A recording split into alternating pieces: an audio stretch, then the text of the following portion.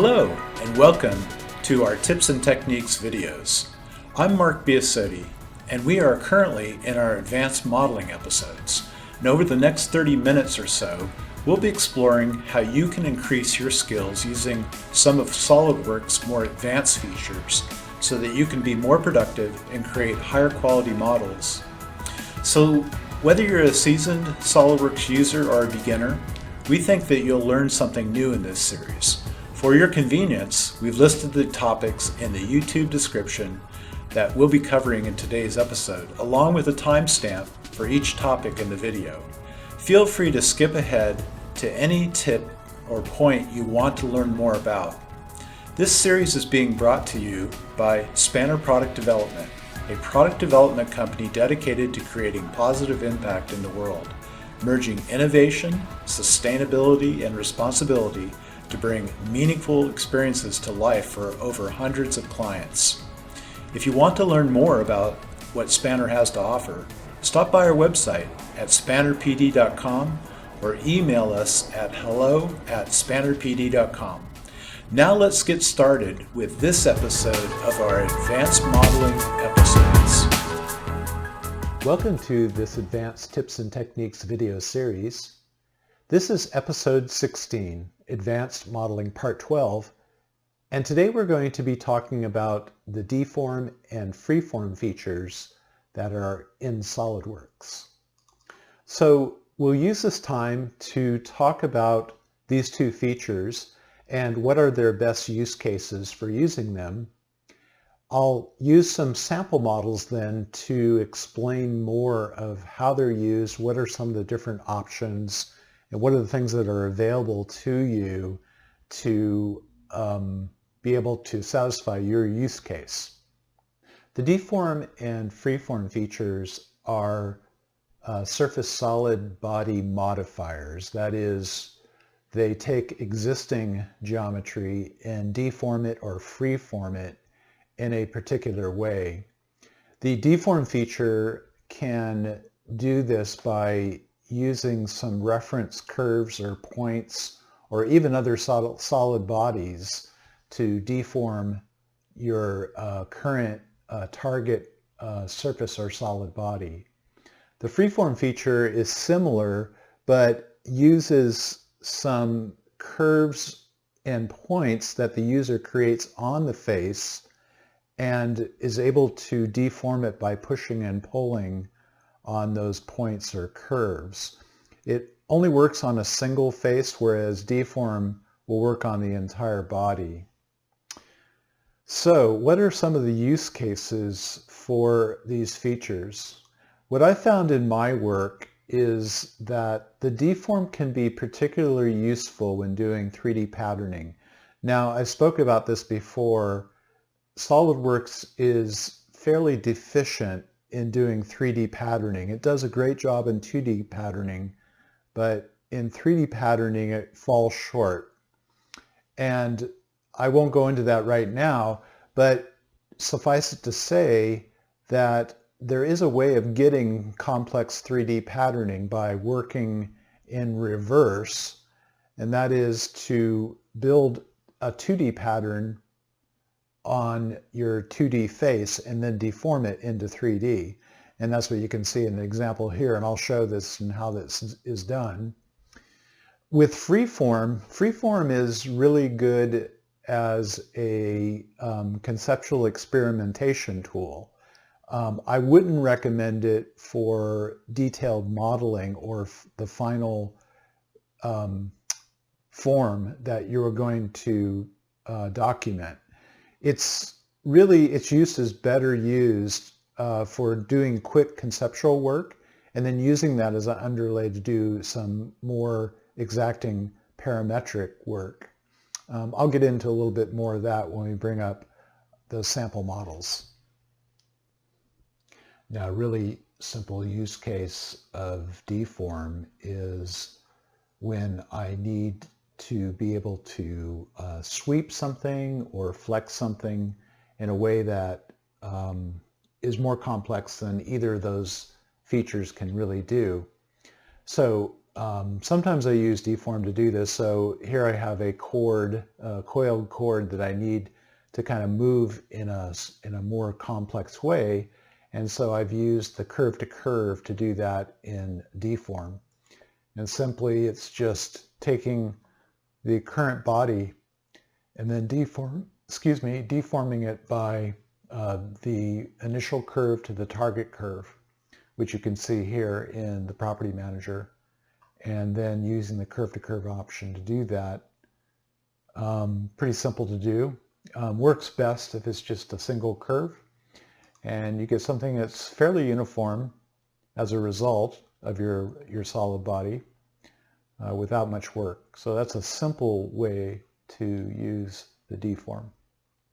This is a shoe tread that was created, and this would be a difficult exercise to do with patterning alone.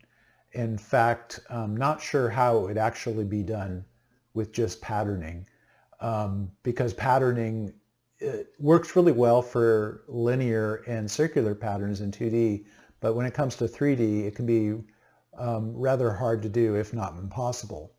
So my use of Deform in cases like this, it is particularly useful to work, in a sense, work reverse engineering or work backwards. And so let me roll forward to show you what I've done. So I create the 2D pattern, and this particular tread grid design is done using just a sweep of this profile and sweeping it along this path.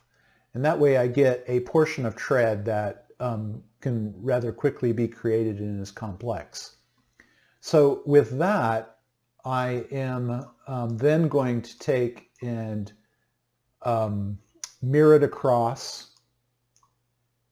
and then I'm going to take that, let me hide my solid, I'm going to do a deform on this surface body.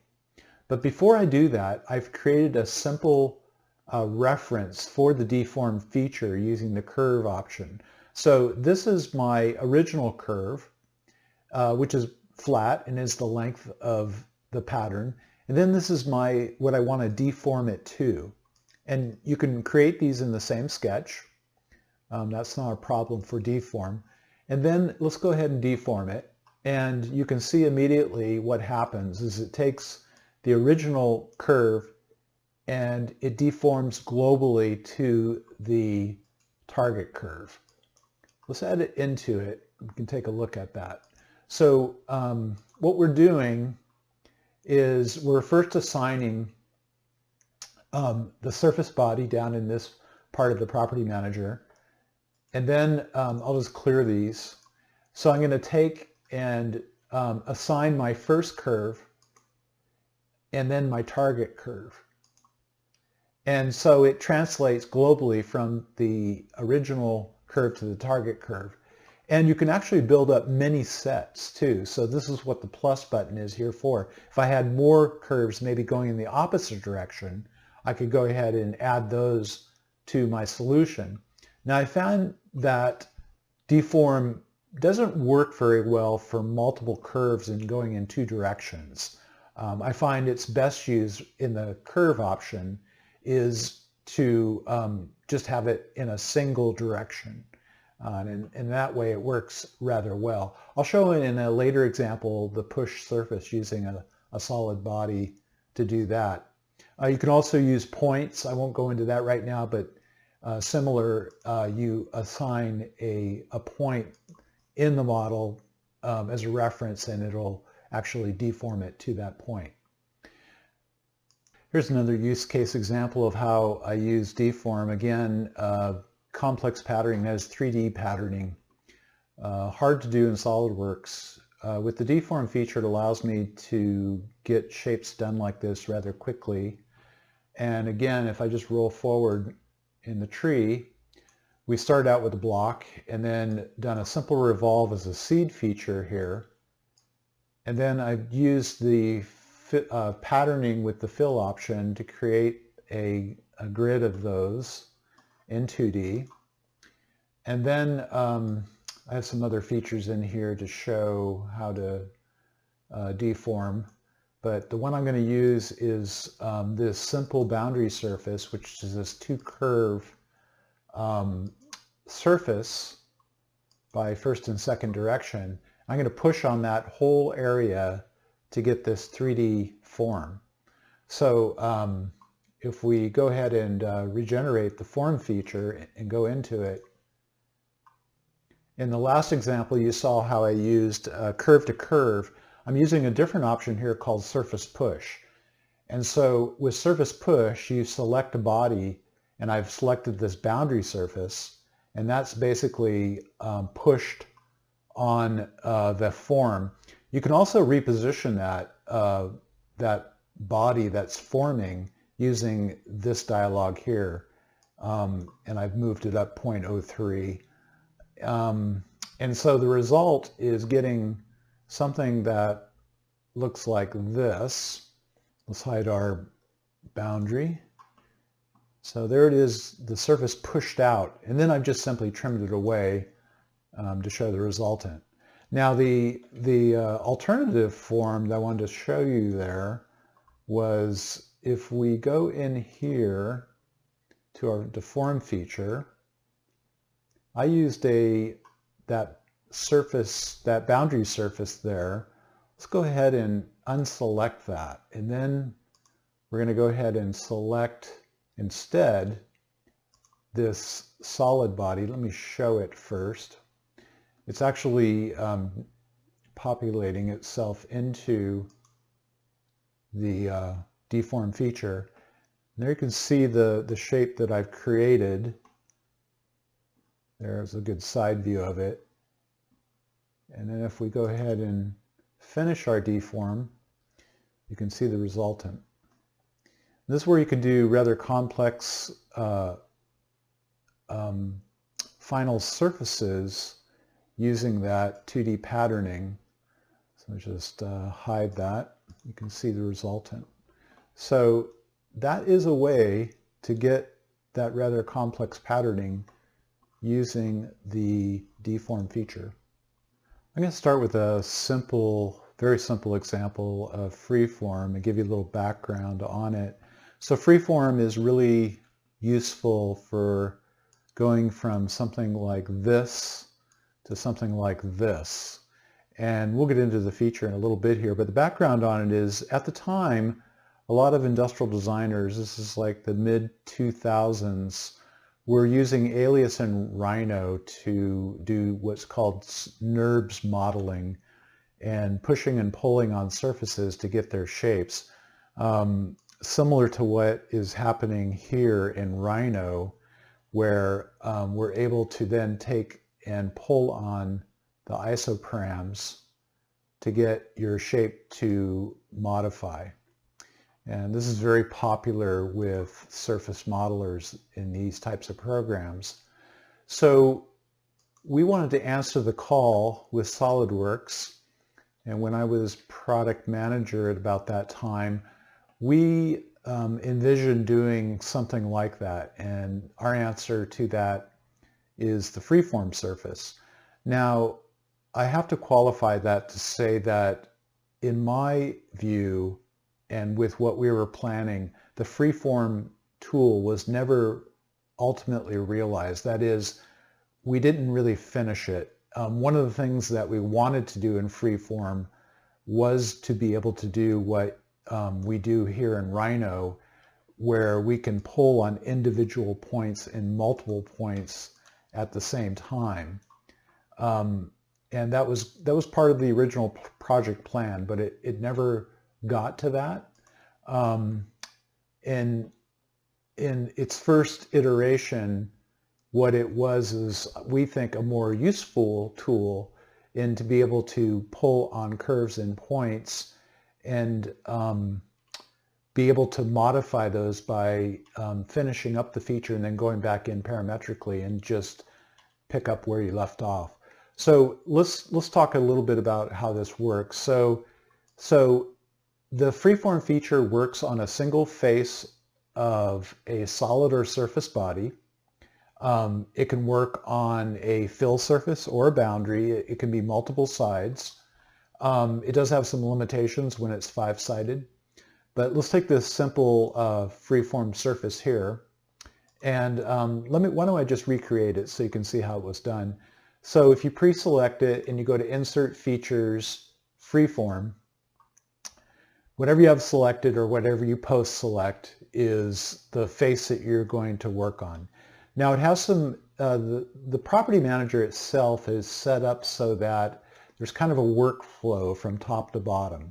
So the first thing I want to know is, do I want to work on this symmetrically? And if you do, you can actually set up some symmetry planes so that anything you do on this side of the symmetry plane will be reflected on the other side. So it's a big work saver and makes it for a more robust model because it's true symmetry. You could do it on the first and second direction. So now I'll just work in this quadrant and everything will be mirrored both on my first and second direction.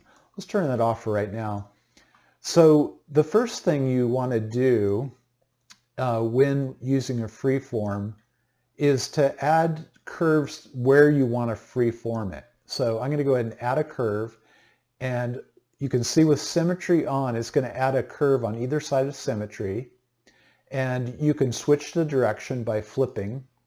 So here I want to actually put a curve right about here, and then while you have that, if you right mouse button, this stays selected until you turn it off. So you're in a mode, and you're in a mode called Add Curves. The next mode would be to add points, and you can do that through right mouse button or through the property manager. And I'm going to add a point right at the apex of where the symmetry plane is in this curve. Again, remember you want to just turn that off. And now you're ready to push and pull. Before we do that though, we have in conditions on what happens at the actual edge of the freeform face. So right now it's contact. That means that if I pull up on this, it's actually going to change the angle at that point right there. And you can actually use these widgets to change that angle, like so. Okay. We also found through some testing that having an undo key is very valuable. Since this is an experimentation tool, we want to have that in there because a lot of times you'll push and pull and it won't be what you want. In this case, we don't want contact. We want to actually make tangency. And you can see because it's symmetry, it adds it to the other side. Let's do that for this second direction. And then let's push and pull on that again.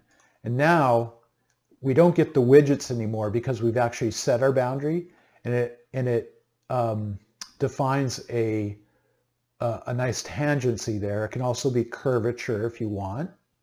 It could be movable. What movable is I can go to this curve and add some points.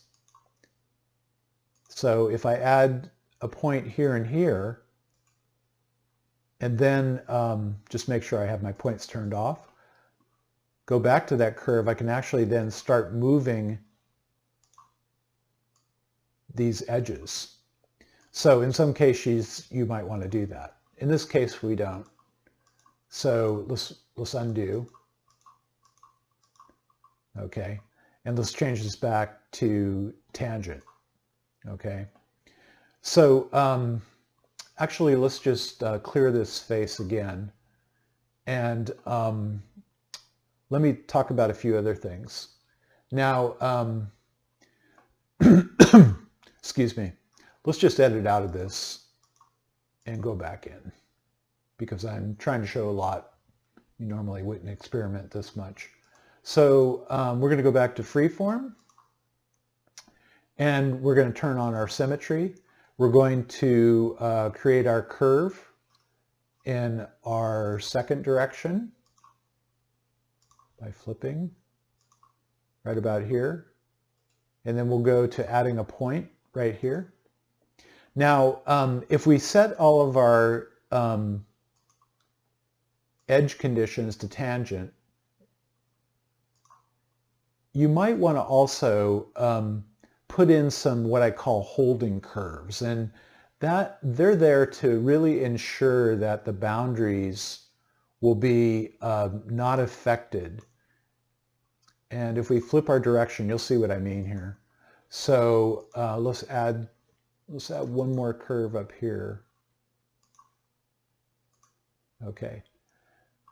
So if we clear add curves, now watch what happens when we pull up here. We're going to hold a much better continuity along the boundary, and I'm just doing that by putting some curves in here, not adding any points, just letting them be default curves. Okay, so we can add more points on this. So I'm just going to add a point right here, and again, because it's symmetrical, I'm going to start pulling on that. And further down in the property manager, we have different ways of orienting our triad. It defaults on surface, but it could be global. So if I wanted to push up in the true Y direction, I can do that. Or if I wanted to follow along the surface normal, I can do that. Or if I want to follow along the actual curve, I can do that. Now, in this case, it's the same as the surface. So you have these ability to pull on the widget. Remember, you can hold down your Alt key and use the thumb wheels to get some pretty fine control. And that's what I'm doing here.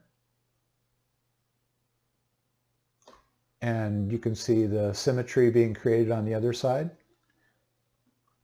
So that's essentially how the tool works. You notice that I can pull, if I'm in surface mode, I can actually pull on this, and the isoparams that are being created are actually, it's going to at some point pinch right here. So I can move that point anywhere in 3D space. I want somewhat of a domed feature here, so I'm going to push down a bit and get that taken care of. So that's pretty much the freeform feature. You have the ability to add more and more points. You have the ability to delete points. So if I want a little bit finer control here, I can do that. And then I can keep pulling on these. But in this case, I really don't want that effect. So I'm just going to right click on these and say delete. And you can do that. So just got to have to find it here. So on that guy there, I want to delete the point. And so if I complete out of the feature, I get something that looks like this. So this is something that is really useful when you're trying to create a shape like this that you can't do with fill or with boundary.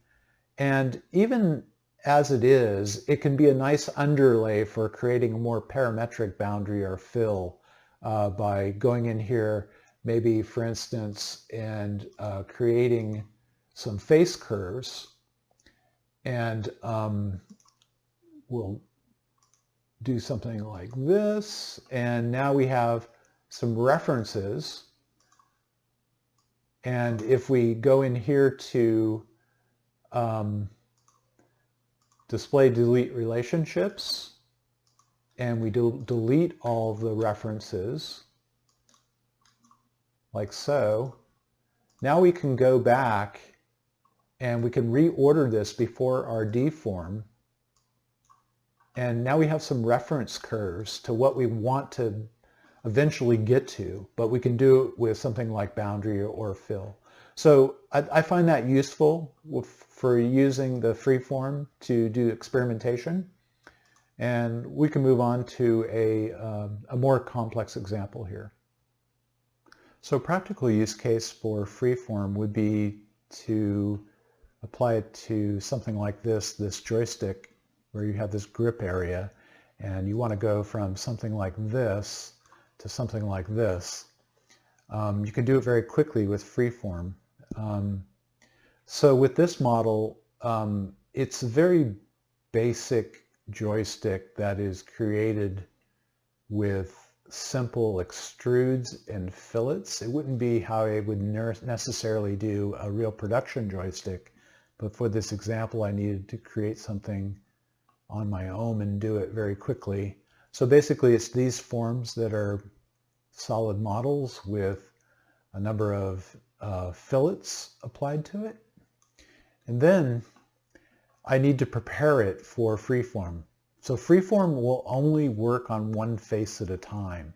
And here, if I turn on my edge tangency view, you can see I have multiple faces through here. So I'm just, these remaining features are basically just cleaning up the model for one face. I'm doing some delete faces, some heel edges, and then a fill with some more heel edges and fills until I get to a point where I have a single face like this. And this is where I can start to do something useful with freeform. So I'm going to insert a freeform feature here. And with it selected, it's a symmetrical left-right half of the joystick. So I'm going to turn on my symmetry in the first direction. It means anything I do on this side will be reflected on the other side. I also want my edge tangencies to be held. So I'm going to turn those on. And one more thing I'm going to do is, you saw in my previous example, I want to hold my edge tangency with a bit more weight than just the default. So one way I do that is by adding curves here and here, and then that'll hold the tangency better as I start to modify the inner part of the surface. So with that, I'm going to put in my first curve that will be the one that I tweak on to get my pistol grip shape. And I'm going to put it right here. It snaps to the mid plane. And with that, I'm going to start assigning some points to it. So working from top to bottom the workflow, I've added my curves. I'm going to add some points where I want my pistol grips to be. And I think at this, just to keep this simple, I'm just going to put 2 points where I want my, my mounds to come out. And then also I'll put in some interim points for I want the mounds to stay. Now at any time in this process, I can get out of my point mode and I can go in. Here, let's make sure we're not in point mode. We can click on the curve. We can start to move these points down, and then we can move them simultaneously by holding down my control key. There's my first mound, there's my second mound, and I'm going to pull out globally to get my pistol grip. Something about like that. Okay, so there's kind of my base feature for that. Now if I want to define the shape as it goes through the mid plane, I can add additional curves going in the second direction. And I'm going to do one right here, and I'm going to do one right here. And that's going to define the way the grip going through this axis looks. So I'm going to add some points here and here, and get out of point mode. And I'm just going to delete this point right here, and you can do that through the right mouse button. And then I'm going to pull on this to get a more roundish shape to the front of the grip, like so. Okay. At the same time, I'm going to pull forward on this one, and perhaps move it in just a tad. There we go. And then we just do the same thing down here. I'm going to delete this point and then tweak on this to get a more roundish shape.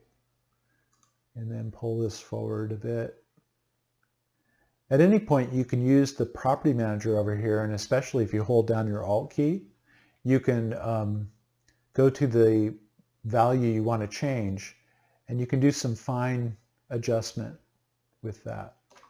So one other thing I want to do, we can see I have a little bit of a bobble here.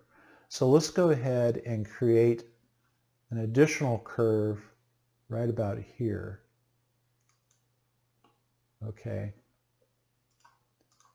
And then turning off points, let's go ahead and edit that curve. And you can see that every curve I add in the X and Y, or the U and V direction, adds an associated point. And that's what I'm doing here. So I'm going to go ahead and delete that point. And I'm going to go ahead and delete this one also. And let's see if I can maybe affect this to make it a little smoother.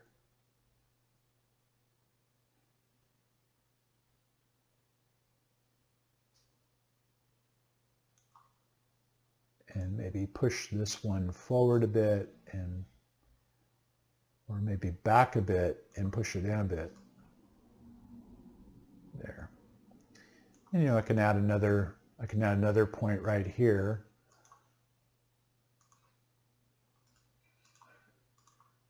And then pull that out a bit. There we go. So there I get a little bit more what I want. But you can see with freeform, you could spend quite a bit. It's nice and dynamic, but you can spend a lot of time tweaking. To cut down on your work, make sure if it's symmetry, turn on your symmetry planes. You can do it in 1 and 2 directions. And it's a fun little tool to be able to experiment and get shapes like this, and wanted to show you how to do that with the tool. So that is our freeform example on our joystick. Thanks for tuning in to today's episode. We hope what you've learned has been informative and can help you to better use some of SolidWorks' advanced features. You'll see in the YouTube description a link to example models used in today's video. Feel free to download it, and you can explore these techniques at your own leisure. Also, we'd love to hear from you, so consider emailing me at the address you see here on the screen. If you need help on your design project or just want to know more about us, stop by our website at spannerpd.com or email us at hello@spannerpd.com. Take care, and I'll see you in the next episode.